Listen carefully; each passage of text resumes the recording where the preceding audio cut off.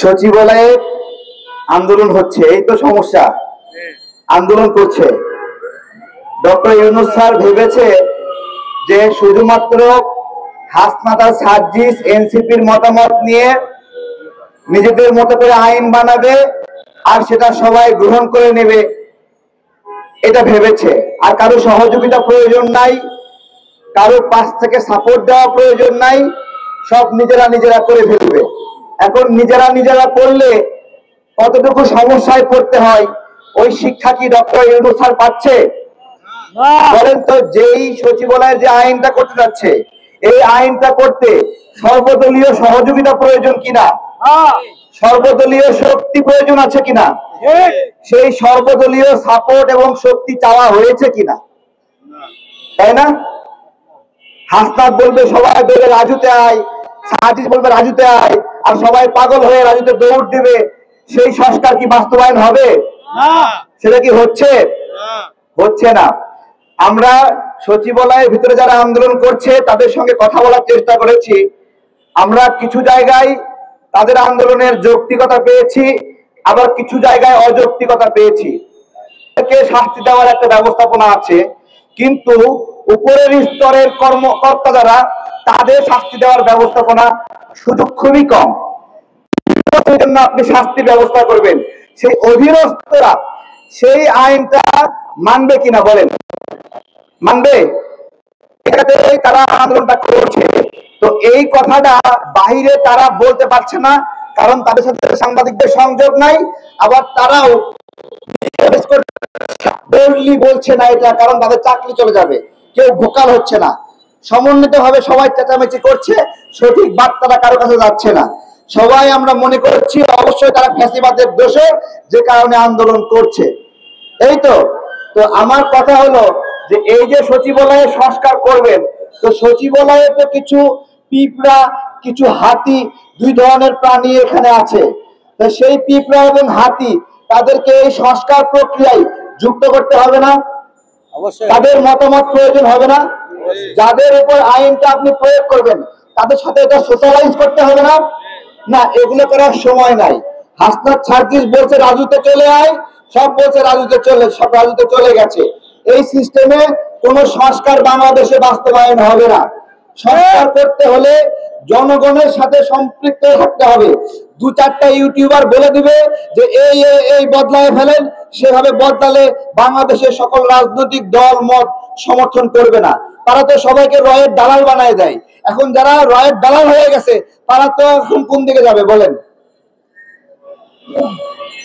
তো এইটা হলো বিষয়।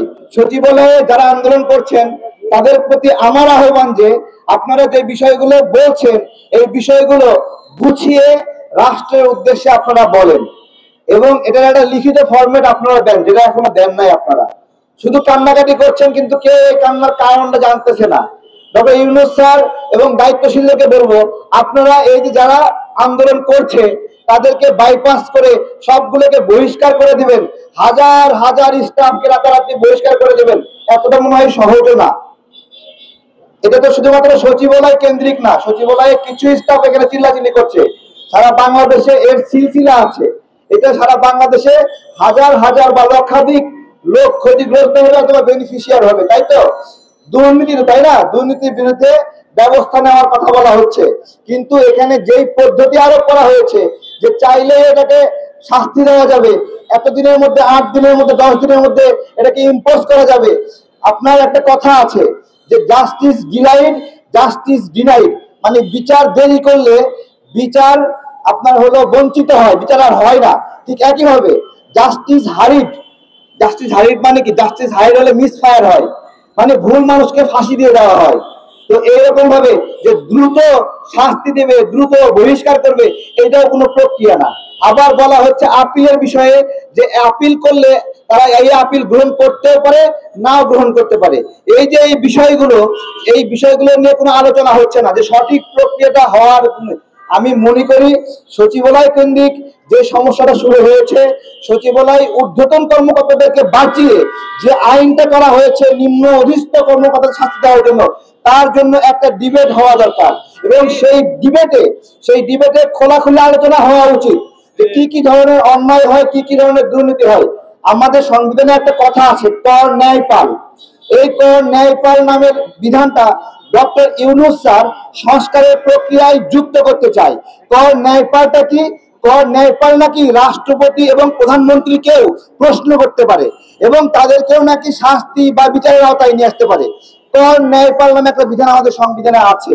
আমার কথা, সামনে তারেক রহমান প্রধানমন্ত্রী হবে, বেগম জিয়া প্রধানমন্ত্রী হবে, তার জন্য ডক্টর ইউনূস স্যার আইন করতেছে কর ন্যায় পাল সংবিধানে যেটা আছে ওইটা শক্তিশালী করতে হবে। এই তো আমার কথা, যে বেগম জিয়া অথবা শেখ হাসিনাকে যেই কর ন্যায় পাল দিয়ে আপনি শাস্তি দিবেন, ওই কর ন্যায় পাল আইনটা ডক্টর ইউনূসের উপরে আজকে থেকে প্রয়োগ হবে না কেন বলেন?